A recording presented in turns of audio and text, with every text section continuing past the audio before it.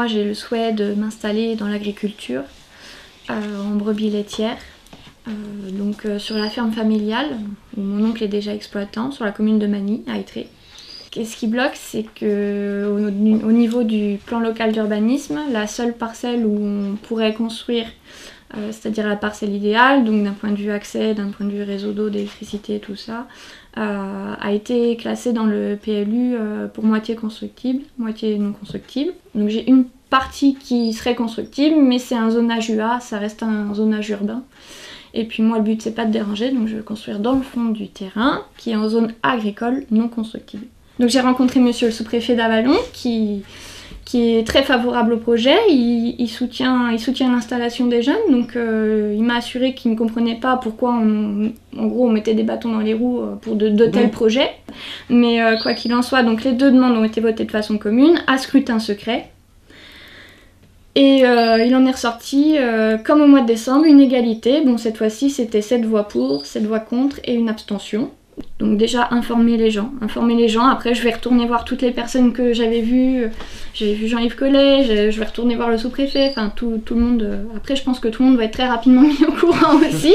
Ouais. Mais et puis voir j'attends beaucoup après Pascal Germain du coup. Ouais. Donc il y a un vote qui a fait 6-6.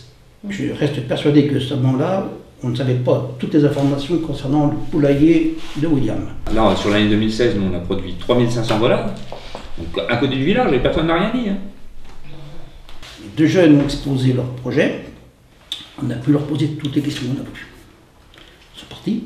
Les deux membres de la Chambre d'agriculture ont exposé les tenants et aboutissants de chaque projet. On a pu leur poser toutes les questions qu'on a voulu. Ils sont partis et après on a débattu entre nous.